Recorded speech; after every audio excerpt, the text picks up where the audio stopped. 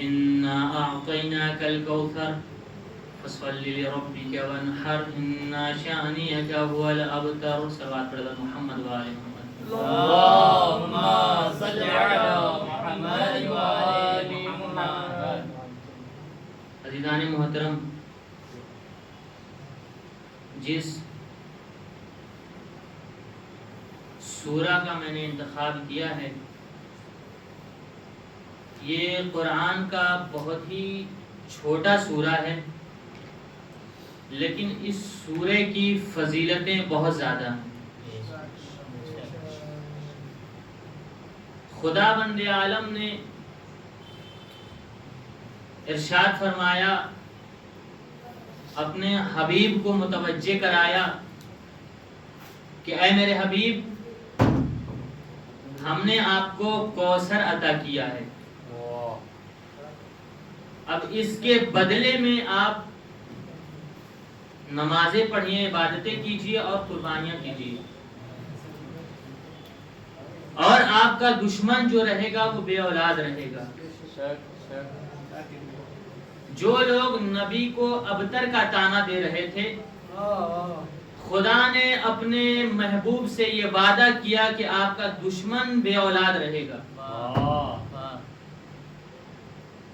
اب اس آیت کو میں پھر سے پڑھتا ہوں، اِنَّ شَأْنِيَكَ هُوَ الْأَبْتَرُ، بے شک آپ کا دشمن بے اولاد رہے گا. کہنے والا وہ ہے جو خالق موت و حیات ہے، کہ اس سے رہا ہے جو اس کا محبوب ہے، جس کو خداوند عالم نے قرآن کریم میں جگہ جگہ القاب سے نوازتا ہے. کبھی یاسین کہہ کر پکارتا ہے، کبھی مزمل کہہ کر پکارتا ہے، کبھی مدثر کہہ کر پکارتا ہے. وعدہ اپنے محبوب سے کر رہا ہے کہ آپ کا دشمن بے اولاد رہے گا. لیکن آپ نے غور کیا ہوگا کہ رسول کی دشمنیں دنیا میں بہت زیادہ پائی جاتی ہیں اور وہ صاحب اولاد بھی ہوتے ہیں. تو معاذ اللہ خدا نے اپنے محبوب سے جھوٹا وعدہ کیا. اب اس آیت کو لے کر ایک شخص پہنچا 8ویں امام کی خدمت میں. مولا مجھے یہ بتائیے کہ کیا اللہ اپنے محبوب سے جھوٹا وعدہ کرتا ہے؟ مولا نے جواب دیا کہ اللہ جھوٹا وعدہ کرنا تو دور، اللہ جھوٹے وعدے کی سوچ بھی نہیں سکتا، اور وہ بھی اپنے محبوب سے. کہا مولا میں آپ کو دکھاتا ہوں، یہ قرآن کا چھوٹا سا سورہ ہے جس کے آخر میں خدا کہہ رہا ہے اِنَّ شَأْنِيَكَ هُوَ الْأَبْتَرُ، کہ آپ کا دشمن بے اولاد رہے گا، ابتر رہے گا. اور میں آپ کو دکھا سکتا ہوں کہ رسول کے جتنے دشمن دنیا میں پائے جاتے ہیں وہ صاحب اولاد بھی ہوتے ہیں. امام نے مسکرا کر جواب دیا، تجھے پتا نہیں ہے اللہ اپنے محبوب سے جھوٹا وعدہ نہیں کرتا، بلکہ یہ ہوتا ہے ان کے یہاں کہ ان کے یہاں اولادیں ہوتی کسی اور کی ہیں، کہلاتی کسی اور کی ہیں. صلوات پڑھ محمد و آل محمد.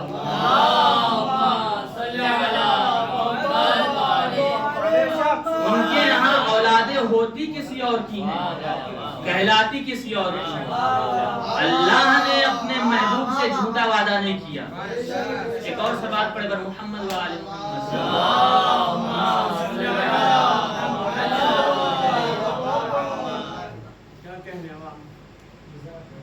پروردگار عالم نے اپنے محبوب سے کہا تھا، اس محبوب سے جس کو خداوند عالم قرآن میں جگہ جگہ نام سے یاد کرتا ہے. اب وہ محبوب، اب دیکھیے وہی پروردگار عالم جب نبی کریم رات بھر عبادت میں مشغول رہتے تھے تو پروردگار عالم کہتا تھا میرے حبیب اتنی زیادہ عبادتیں نہ کیا کرو.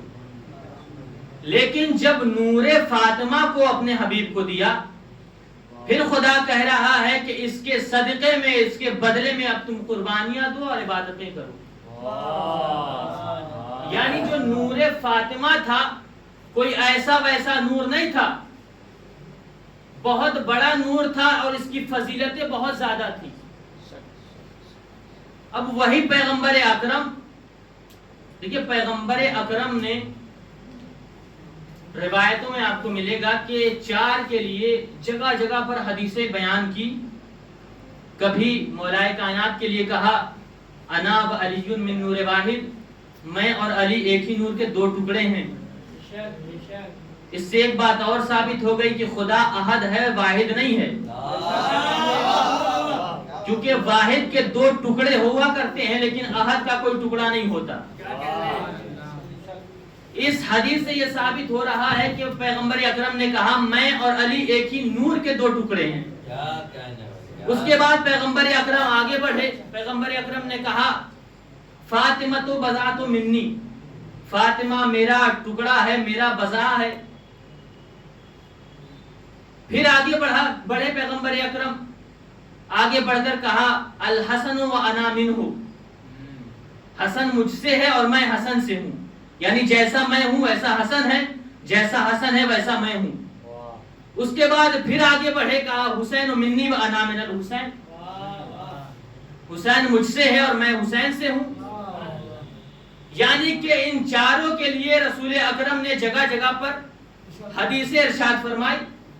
کہا میں اور علی ایک ہی نور کے 2 ٹکڑے ہیں. یعنی کہنے کا کیا مطلب؟ جیسے علی ویسا میں، جیسا میں ویسا علی. اس کے بعد پھر کہا فاطمہ تو بضاۃ منی، مطلب جیسا میں ویسی فاطمہ، جیسی فاطمہ ویسا میں. پیغمبر اکرم نے ان 4 کے لیے، ان 4 شخصیات کے لیے جگہ جگہ پر ارشاد فرمایا. اب یہ بتائیے کہ ان کو حق تھا یا نہیں تھا کہ یہ بھی پلٹ کر کہہ دیتے کہ میں بھی نبی جیسا؟ بات میں کوئی تبدیلی نہیں آتی، بات وہی تھی. لیکن انہوں نے کبھی یہ نہیں کہا کہ ہم پیغمبر جیسے. تاریخ میں آپ کو یہ کہیں بھی نہیں ملے گا کہ ان 4 نے پلٹ کر کبھی کہا ہو کہ ہم ان جیسے. تو عزیزان محترم، جب محمد کے ہمذات محمد کو اپنے جیسا نہیں کہتے تو یہ بذات محمد کو اپنے جیسا کیسے کہتے؟ صلوات پڑھے پر محمد و آل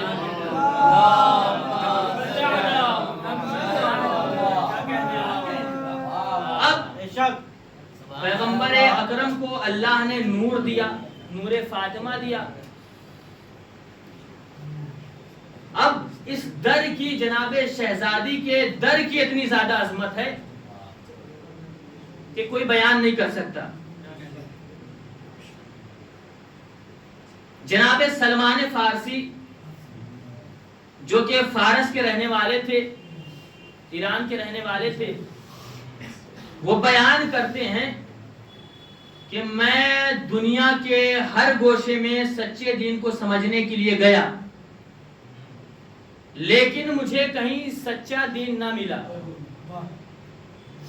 آخر میں آ کر تھک ہار کر بیٹھ گیا. جب میں تھک ہار کر ایک جگہ آ کر بیٹھ گیا تو مجھے اچانک سے سرزمین عرب سے خوشبو رسالت آنے لگی. اچانک سے خوشبو رسالت اور سچے دین کی خوشبو آنے لگی. میں اپنی جگہ سے اٹھا، سرزمین عرب پر پہنچ گیا. جیسے ہی سرزمین عرب پر پہنچا، جناب سلمان فارسی کہتے ہیں کہ میں نے دیکھا کہ کچھ لوگ ایک جگہ بیٹھے ہوئے ہیں. میں نے کہا بھائی مجھے وہ در بتا دو جہاں سے مجھے سچا دین مل جائے گا. انہوں نے کہا کہ بھائی کہاں سے آئے ہو؟ انہوں نے کہا کہ فارس سے آئے ہیں. کیا کرنے آئے ہو؟ سچے دین کو سمجھنے کے لیے آئے ہیں، لینے کے لیے آئے ہیں. کہا کہ بھائی بات ایسی ہے کہ جہاں سے آئے ہو وہیں واپس چلے جاؤ، یہاں تمہیں کوئی دین وین نہیں ملے گا. جناب سلمان فارسی نے وہاں پر رک کر ایک جملہ کہا کہ یاد رکھو، جو شخص پوری دنیا کا چکر لگا کر ایک جگہ بیٹھ چکا تھا، لیکن وہاں پر بیٹھنے کے بعد اسے سرزمین عرب سے خوشبو رسالت آئی تو وہ اپنی جگہ سے کھڑا ہوا اور سرزمین عرب پر پہنچ گیا. تو جب وہ شخص سرزمین عرب تک آ سکتا ہے تو وہ اس در پر اس در کو بھی ڈھونڈ سکتا ہے اس جگہ سے. وہ سرزمین عرب سے اس در کو بھی ڈھونڈ سکتا ہے. اب جناب سلمان فارسی رسول اکرم کی خدمت میں پہنچ گئے، سچے دین کو سمجھا. اس کے بعد آپ نے ملاحظہ فرمایا کہ رسول اکرم نے ارشاد فرمایا السلمان منا اہل البیت، واہ واہ واہ واہ سلمان ہم اہل بیت میں سے ہیں، واہ واہ واہ سلمان ہم اہل بیت میں سے ہیں۔ تو آپ نے کبھی توجہ کیا کہ جناب رسول اکرم نے یہ جناب سلمان فارسی کے لیے کیوں کہا کہ سلمان ہم اہل بیت میں سے ہیں؟ کیونکہ وہاں پر سرزمین عرب پر بہت لوگ رہتے تھے جو یہ جن کے لیے رسول اکرم یہ کہہ دیتے کہ فلاں منا اہل البیت، فلاں منا اہل البیت، فلاں منا اہل البیت۔ رسول اکرم نے کس کے لیے کہا؟ سلمان فارسی کے لیے، جو کہ فارس سے چل کر آئے تھے۔ اب جب تاریخ کی طرف آپ کی نگاہ جائے گی تو پتہ یہ چلے گا کہ جناب سلمان فارسی اپنی داڑھی سے در بطول کو صاف کیا کرتے تھے، اس لیے رسول اکرم نے کہا سلمان منا اہل بیت، سلمان ہم اہل بیت۔ یہاں پر بات تمام ہوئی۔ اب یہ بتائیے، بات یہاں سے شروع ہوتی ہے، یہ بتائیے اس در کو صاف کیا جاتا ہے، صاف کرنے کی نوبت اس در کو آتی ہے کہ جہاں پر کوئی گندگی ہو۔ کیا در بطول پر گندگی کوئی تھی؟ ہمارا اور آپ کا عقیدہ الحمدللہ یہ ہے کہ بالکل نہیں، گندگی نہیں پائی جاتی تھی۔ تو جناب سلمان فارسی صاف کیا کرتے تھے؟ جب جناب سلمان فارسی سے سنا گیا، کسی نے پوچھا اے سلمان تم کیا صاف کرتے ہو در بطول پر؟ جناب سلمان فارسی نے کہا کہ میں در کو صاف کرنے کے لیے نہیں آتا، بلکہ میں اس در پہ سجدہ کرنے کے لیے آتا ہوں، اس در کی عظمت بتانے کے لیے۔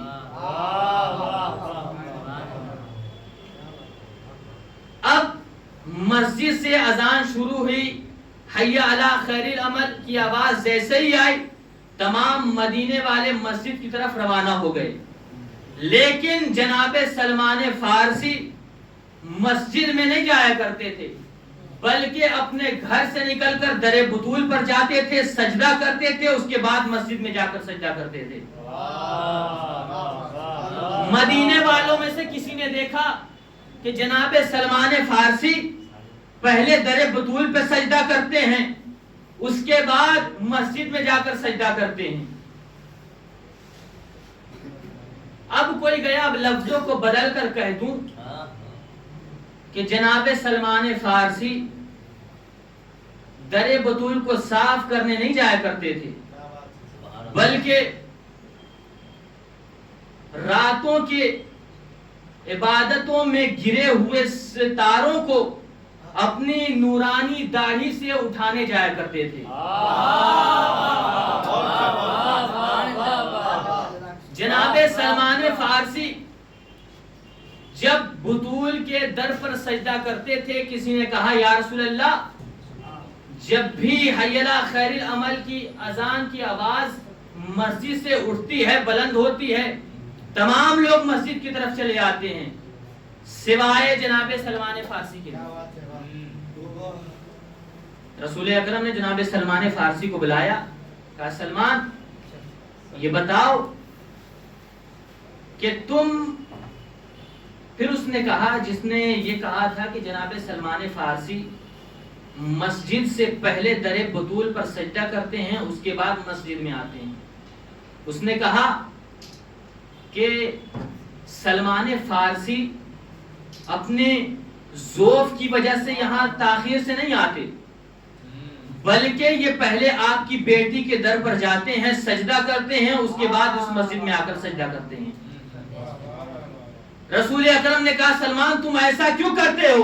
جناب سلمان نے کہا یا رسول اللہ میں ان سارے مدینے والوں کو بتانا چاہتا ہوں کہ جب تک بطول گھر میں راضی نہ ہوگی، مسجد میں خدا بھی راضی نہ ہوگا۔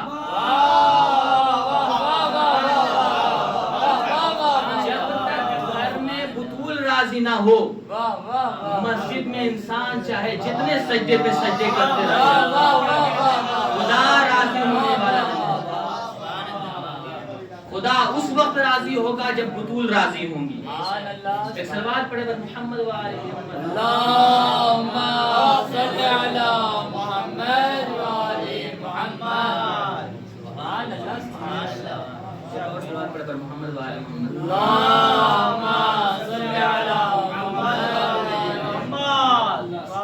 یہ تھے جناب سلمان فارسی جنہوں نے دہلیز سیدہ کی عظمت کو بیان کیا. اب آئیے جناب قمبر کی خدمت میں. جناب قمبر دہلیز سیدہ پر آئے, دستک دی, جناب فضہ باہر آئیں. کیا بات ہے, کیا ماجرا ہے؟ جناب قمبر نے کہا فضہ یہ بتاؤ علی کہاں ہیں؟ جناب فضہ نے کہا علی عرش پر گئے ہیں. پھر جناب فضہ نے سے قمبر نے کہا فضہ میں علی کی بات کر رہا ہوں. جناب فضہ نے بھی کہا کہ میں بھی حسنین کے بابا کی باتیں کر رہی ہوں. علی عرش پر گئے ہوئے ہیں. قمبر نے کہا عرش پر کیا کرنے گئے ہیں؟ کہا امور الہی کو انجام دینے کے لیے گئے ہیں. کہا کیا کرنے گئے ہیں؟ کہا رزق تقسیم کرنے گئے ہیں, علم تقسیم کرنے گئے ہیں. اب جناب قمبر یہاں سے اٹھے اور مسجد کی طرف چلے گئے. مسجد کی طرف جیسے ہی جانا تھا, کیا دیکھتے ہیں کہ سامنے سے مولا کائنات مسجد کی طرف سے نکلتے چلے آ رہے ہیں. جناب قمبر مولا کائنات کی خدمت میں پہنچے, سلام کیا, جواب سلام ملا. کہا مولا ابھی میں آپ کے ہی در سے آ رہا ہوں. جب میں آپ کے در پر گیا تھا میں نے فضہ سے پوچھا فضہ علی کہاں ہیں؟ فضہ نے جواب دیا کہ علی امور الہی انجام دینے کے لیے عرش پر گئے. مولا آپ تو یہاں ہیں. مولا کائنات نے مسکرا کر کہا قمبر کیا تمہیں فضہ کی باتوں میں شک ہے؟ جناب قمبر کی آنکھوں پر مولا کائنات نے اپنے ہاتھوں کو پھیرا اور کہا قمبر عرش کی طرف نگاہ کرو. جناب قمبر نے جیسے ہی عرش کی طرف نگاہ کیا, کیا دیکھتے ہیں کہ پہلے عرش پر بھی علی ہیں, دوسرے عرش پر بھی علی ہیں, تیسرے عرش پر بھی علی ہیں, چوتھے عرش پر بھی علی ہیں, یہاں تک کہ ساتویں عرش تک بھی علی ہیں. جناب قمبر نے جیسے یہ دیکھا, جناب قمبر نے کہا مولا یہ بتائیے کہ فضہ کو آپ کے وہاں ہونے کا علم کیسے ہے؟ قمبر سے مولا کائنات نے کہا قمبر تمہیں نہیں معلوم کہ میرے گھر کا راستہ ایک عرش پر بھی جاتا ہے.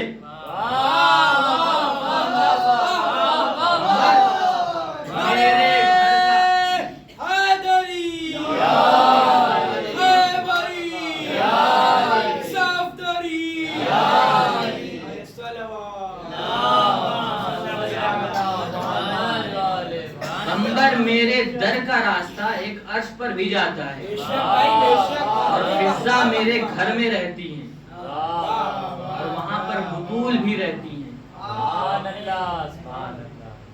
یہ تھی در بطول کی اہمیت. اب در کے اندر چلتے ہیں. یہ بتائیے جناب عیسیٰ کون تھے؟ عیسیٰ نبی تھے اور مسیحا تھے. عیسیٰ مسیحا تھے. اب مسیحا کہتے کسے ہیں؟ مسیحا اسے کہتے ہیں کہ جو کسی بیمار کو شفا دے دے, اسے مسیحا کہتے ہیں. اور ایسے کو شفا دے جس کا علاج موجود نہ ہو,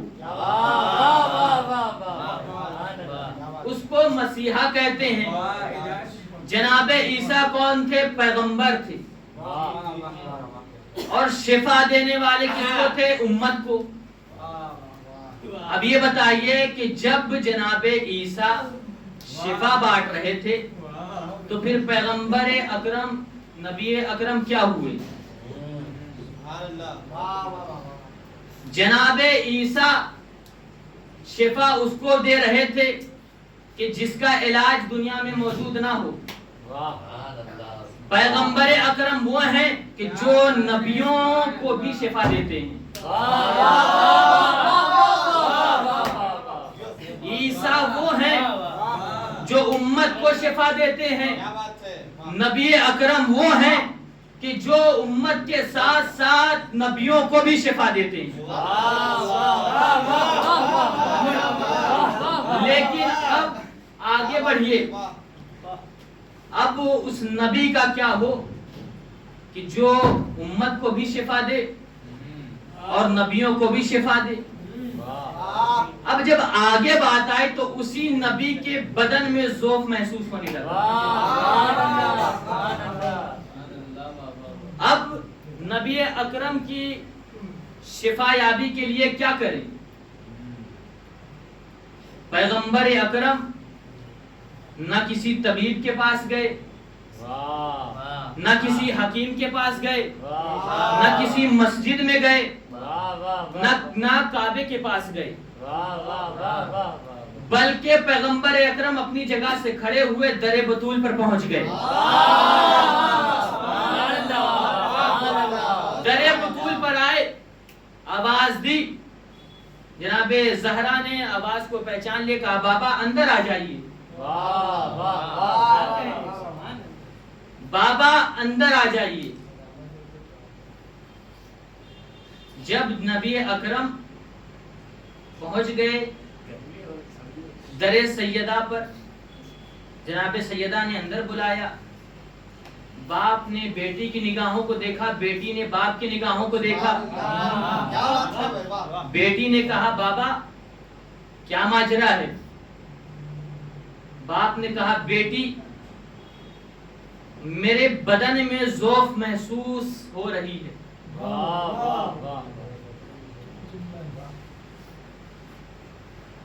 جناب سیدہ نے کہا کہ بابا حجرے میں چلے جائیے اور یہ میری چادر ہے اور اوڑھ لیجیے. پیغمبر اکرم حجرے میں گئے, سیدہ کی چادر کو اوڑھ لیا. جیسے ہی اوڑھنا تھا ذوف دھیرے دھیرے ختم ہونے لگا.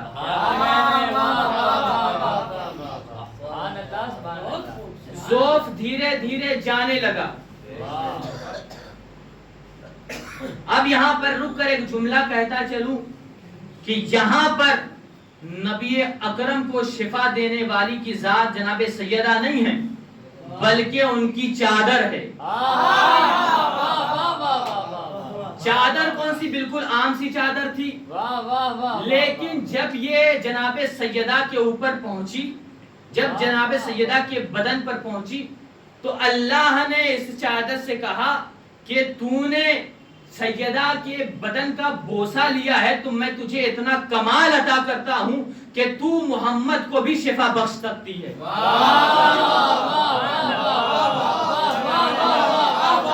محمد کو بھی شفا بخش سکتی ہے. ایک صلوات پڑھے پر محمد و آل محمد.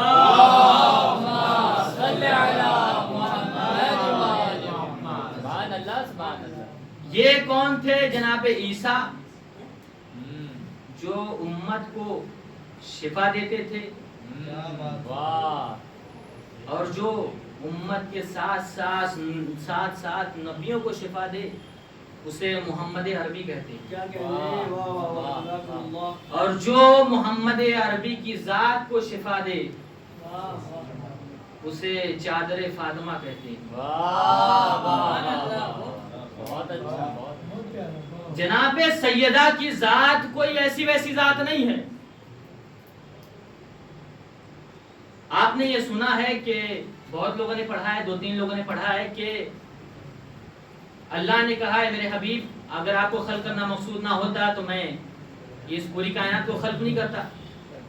اس فقرے کو استاد محترم آغائے عرفان پڑھا کرتے تھے اپنے انداز میں, اپنے لہجے میں, کہ جب اللہ نے اپنے نبی سے کہا ہے میرے حبیب اگر مجھے آپ کو خلق کرنا مقصود نہ ہوتا تو میں اس کائنات کو خلق نہ کرتا. اب نبی اکرم اپنے دل ہی دل میں خوش ہونے لگے کہ اللہ مجھے کتنا مانتا ہے, کتنی محبت مجھ سے کرتا ہے کہ اگر مجھے خلق کرنا مقصود نہ ہوتا تو اس پوری کائنات کو خلق نہ کرتا. اللہ نے فوراً کہا ہے نبی زیادہ خوش ہونے کی ضرورت نہیں ہے, اس لیے کہ اگر علی کو خلق کرنا مقصود نہ ہوتا تو نہ میں تم کو خلق کرتا نہ اس پوری کائنات کو خلق کرتا. پھر کہا کہ اب مولا کائنات دل ہی میں خوش ہونے لگے کہ اللہ مجھے کتنا مانتا ہے، کتنی محبت کرتا ہے، کہ اس نے کہا کہ اگر تم کو خلق کرنا مقصود نہ ہوتا تو نہ میں محمد کو خلق کرتا، نہ اس پوری کائنات کو خلق کرتا۔ پھر اللہ نے کہا ہے علی و محمد زیادہ خوش ہونے کی ضرورت نہیں ہے، کیونکہ اگر مجھے فاطمہ کو خلق کرنا مقصود نہ ہوتا تو نہ میں علی کو خلق کرتا، نہ محمد کو خلق کرتا، نہ اس پوری کائنات کو خلق کرتا۔ صلوات پڑھے گا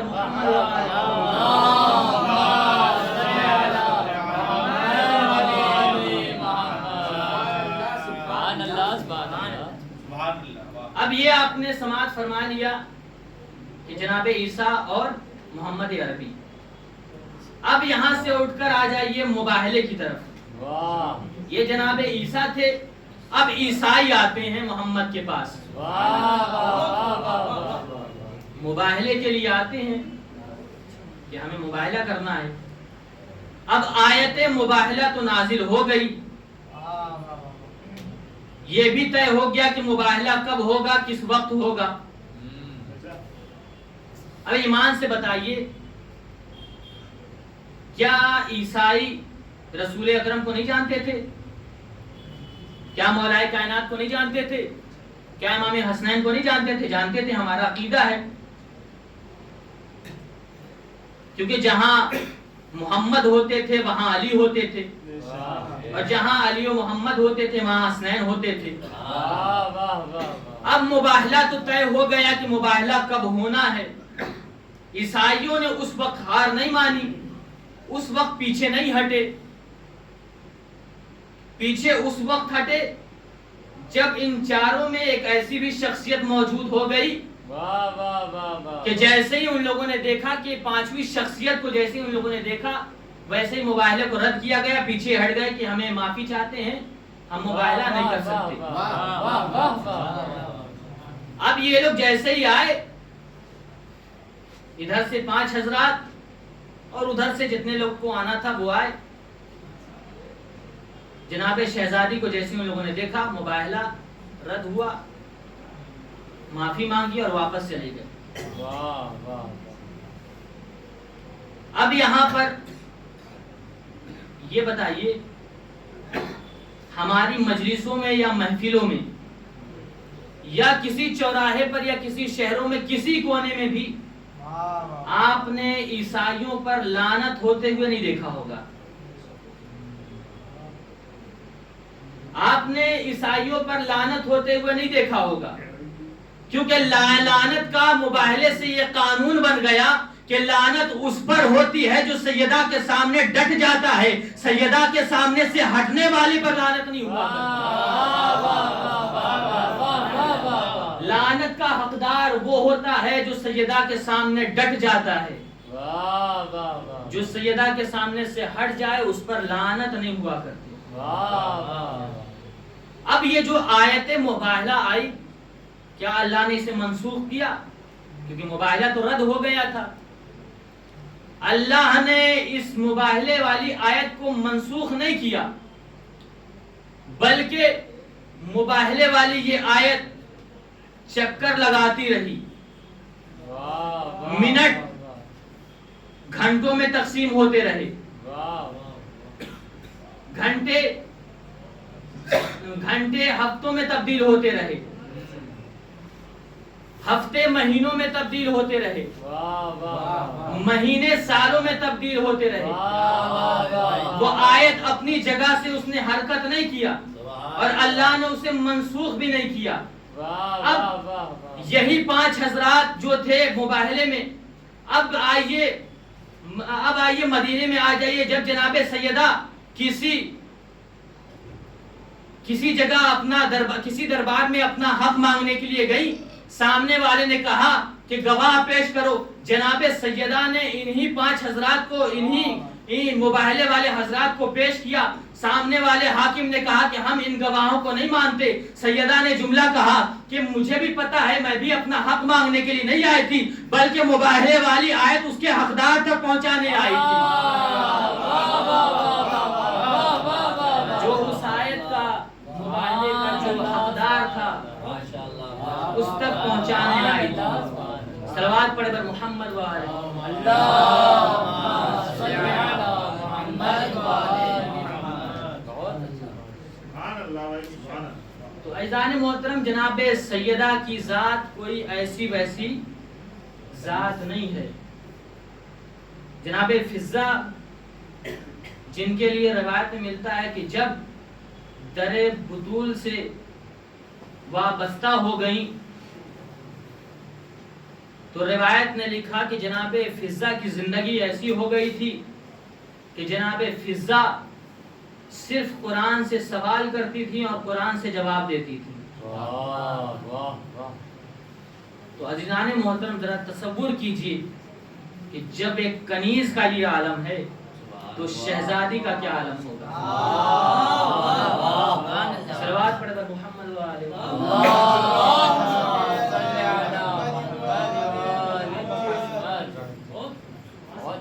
عزیزان محترم، جس طریقے سے سیدہ کے فضائل بہت سارے ہیں، اسی طریقے سے سیدہ پر مظالم بھی بہت زیادہ ڈھائے گئے.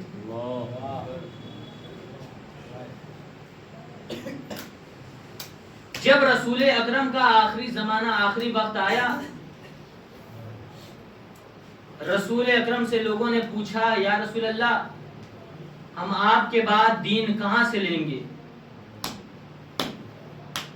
رسول اکرم نے ایک در کی طرف اشارہ کیا کہ وہاں چلے جانا، تمہیں دین مل جائے گا. اللہ اکبر. لیکن لوگوں نے جانا کو جلانا بنا دیا. بعد رسول آپ نے بہت سا کئی دنوں سے آپ مصائب سن رہے ہیں کہ جناب سیدہ کی پسلیاں ٹوٹ گئی تھی. سیدہ سانس نہیں لے پاتی تھی. جب سانس لیتی تھی تو انہیں بہت تکلیف ہوتی تھی. لیکن عزادارو، جب بھی ہڈی ٹوٹتی ہے نا تو وہ ہڈی سیدھی نہیں ٹوٹتی. جب کوئی ہڈی ٹوٹتی ہے تو اس کی نوک نکل آتی ہے. جب جناب سیدہ کی پسلی کی ہڈی ٹوٹی، جناب سیدہ کی وہ پسلیوں کی ہڈی پھیپھڑوں میں چبھ رہی تھی اور جناب سیدہ کو تکلیف دے رہی تھی، زخمی کر رہی تھی. اللہ اکبر. جب آپ نے یہ سنا کہ در سیدہ پر لوگ آگ اور لکڑی لے کر آ گئے اور جناب سیدہ کو ایک کیل ان کی پسلیوں میں چبھی اور جناب محسن شہید ہو گئے. عزادارو، یہ وہی تصور کر سکتا ہے کہ جس کے ساتھ کبھی ایسا معاملہ ہوا ہو، کسی کی پسلی ٹوٹی ہوئی ہو یا کوئی ہڈی کا ڈاکٹر ہوا ہو، اسی کو پتا چلتا ہے کہ جب پسلی کی ہڈی ٹوٹتی ہے تو اسے کتنی تکلیف ہوتی ہے. ایک مرتبہ عراق کا ایک واقعہ ہے کہ ایک عالم دین تھے، ان سے پوچھا گیا، ان سے کسی نے کہا کہ آقا یہ بتائیے، یہاں کے طالب علم یہ پڑھا کرتے ہیں کہ جب جناب سیدہ کی پسلیاں ٹوٹ گئیں تو سیدہ دائیں طرف ہو کر نہیں سو پاتی تھی. انہوں نے فوراً اپنے امامے کو نیچے پھینکا، کہا تجھے ابھی یہی نہیں پتا کہ سیدہ دائیں طرف نہیں سو پاتی تھی، بلکہ سیدہ نہ دائیں طرف سو پاتی تھی نہ بائیں طرف سو پاتی تھی. سیدہ کو اتنی تکلیف ہوتی تھی کہ نہ اٹھ پاتی تھی نہ بیٹھ پاتی تھی. اللہ اکبر. جب جناب سیدہ کا آخری وقت آ گیا، جناب سیدہ نے جناب اسما سے کہا، اے اسما، میں اس حجرے میں جاتی ہوں، جب تک تسبیح و تحلیل کی آواز آتی رہے سمجھنا کہ فاطمہ دنیا میں موجود ہے، لیکن جب تسبیح و تحلیل کی آواز آنا بند ہو جائے سمجھنا کہ فاطمہ دنیا سے رخصت ہو گئی. اللہ اکبر. اے اسما، جب میرے حسنین آئے تو پہلے انہیں کھانا کھلانا، اس کے بعد میرے مرنے کی خبر دینا. اسما، پہلے میرے مرنے کی خبر امام حسنین کو نہ دینا. جناب زہرا ایک حجرے میں چلی گئی، تسبیح و تحلیل کی آواز آتی رہی. اسما کو یہ ڈھارس تھی کہ فاطمہ دنیا میں موجود ہیں. تسبیح و تحلیل کی آواز آتی رہی. اسما کو یہ ڈھارس تھی کہ فاطمہ تسبیح و تحلیل میں مشغول ہیں. تسبیح و تحلیل کی آواز آتی رہی، فاطمہ کی تسبیح و تحلیل کی آواز آتی رہی۔ اسما کو یہ ڈھارس تھی کہ فاطمہ دنیا میں موجود ہیں، لیکن اللہ اکبر، اچانک سے تسبیح و تحلیل کی آواز آنا بند ہو گئی۔ اسما نے سر و سینوں کو پیٹا اور کہا کہ فاطمہ دنیا سے چلی گئی، دنیا سے رخصت ہو گئی۔ اللہ اکبر۔ تھوڑی دیر کے بعد امام حسنین آئے۔ امام حسنین سے جناب اسما نے کہا اے بچوں پہلے کھانا کھا لو۔ جناب اسما سے امام حسنین نے کہا اے اسما تو آج کیسی باتیں کر رہی ہے؟ کیا تو نے کبھی دیکھا ہے کہ ہم نے کبھی اماں کے بغیر کھانا کھایا ہو؟ اے اسما تو نے کبھی دیکھا ہے کہ ہم نے کبھی اماں کے بغیر کھانا کھایا ہو؟ کہا بچوں پہلے کھانا کھا لو، اس کے بعد میں بتاتی ہوں کہ تمہاری ماں کہاں ہے۔ کہا بچوں نے کہا اے اسما پہلے بتاؤ ہماری اماں کہاں ہے؟ بچوں نے جب حجرے میں دیکھا تو کیا دیکھا کہ فاطمہ زہرا اب اس دنیا میں موجود نہیں ہے۔ جو جناب امام حسنین علیہ السلام نے فوراً امامے کو نیچے رکھا، مسجد کی طرف روانہ ہوئے۔ کہا بابا اماں ہماری دنیا سے رخصت ہو گئی۔ تاریخ نے لکھا اب جب مولا کائنات مسجد سے اٹھے، کبھی گرتے ہیں کبھی اٹھتے ہیں، کبھی گرتے ہیں کبھی اٹھتے ہیں۔ کہا یا زہرا تم بھی دنیا سے رخصت ہو گئی، تم بھی مجھے اکیلا چھوڑ گئی۔ اللہ اکبر۔ مولا کائنات کبھی گرتے ہیں کبھی اٹھتے ہیں، اپنے حجرے میں داخل ہوئے۔ کہا فاطمہ تم بھی مجھے اکیلا چھوڑ گئی۔ اے عزادارو، آپ نے سنا ہوگا کہ مصائب میں سنا ہوگا کہ مولا کائنات جب جناب سیدہ کو غسل دے رہے تھے، مولا کائنات چیخ مار کر رونے لگے۔ جناب سلمان نے کہا مولا آپ کو کبھی اس طریقے سے روتے ہوئے نہیں دیکھا، مولا آپ کو کبھی اس طریقے سے روتے ہوئے نہیں دیکھا، رونے کا سبب کیا ہے؟ مولا کائنات نے سلمان سے کہا سلمان سیدہ کی پسلیاں ٹوٹی ہیں، سیدہ اتنی مشقت برداشت کر رہی تھی، لیکن سیدہ نے مجھ سے کبھی شکایت نہ کی یا علی میری پسلیاں ٹوٹ گئی ہیں، یا علی مجھے سانس لینے میں تکلیفیں ہو رہی ہیں، یا علی مجھے بیٹھنے میں تکلیفیں ہوتی ہیں، یا علی مجھے سونے میں تکلیفیں ہوا کرتی ہیں، یا علی مجھے اٹھنے میں تکلیفیں ہوا کرتی ہیں۔ اللہ اکبر۔ عزادارو، جب جناب سیدہ کے در پر لوگ آگ اور لکڑی لے کر آئے تھے تو چند لوگ نہیں آئے تھے۔ روایت نے تاریخ نے لکھا کہ مدینہ پورا بھرا ہوا تھا، در بطول پر ایک مجمع جمع تھا۔ کسی نے ان قاتلوں میں سے کسی نے پوچھا یہ بتاؤ کیا تم در سیدہ کے اندر داخل ہو گئے تھے؟ کہا ہاں ہم داخل ہو گئے تھے۔ کہا پھر؟ کہا کہ ہم نے علی کے گلے میں ایک رسی کا پھندا ڈالا اور علی کو کھینچتے ہوئے اپنی طرف لے کر چلے، لیکن ہم نے دیکھا ہم اپنی طرف کھینچ رہے تھے، علی آگے نہیں بڑھتے۔ جب میں نے پیچھے مڑ کر دیکھا تو جناب سیدہ ہیں، ان سے اٹھا نہیں جا رہا ہے، ان سے بیٹھا نہیں جا رہا ہے، ان سے چلا نہیں جا رہا ہے۔ وہ کوہنیوں کے بل آگے آ کر علی کے پٹکے میں اپنا ہاتھ ڈال کر کہہ رہی ہے کہ خبردار جب تک فاطمہ دنیا میں موجود ہے ابوالحسن کو کوئی آنچ نہ آنے دوں گی۔ اللہ اکبر۔ اس نے کہا کہ جب ہم علی کو کھینچ رہے تھے، جناب فاطمہ مولا کائنات کے پٹکے میں اپنا ہاتھ ڈال کر ایک جگہ بیٹھی ہوئی تھی، کوہنیوں کے بل موجود تھی۔ پھر اس نے کہا کہ میں نے دیکھا کہ مجھے ایک ترکیب نظر آئی، میں نے کنفس سے تلوار لی، جناب سیدہ کے ہاتھ پر میں نے تلوار سے مارنا شروع کیا، تلوار سے میں مارتا رہا، سیدہ کا ہاتھ چھوٹا، سیدہ نے مدینے کا رخ کیا، بابا کے روضے کی طرف دیکھا، کہا اے بابا میری مدد کو آؤ، اے بابا میری مدد کو آؤ، میری پسلیاں ٹوٹ گئی ہیں، ابوالحسن کو لے کر جایا جا رہا ہے۔ انا للہ و انا الیہ راجعون۔ رقم دے قضا کی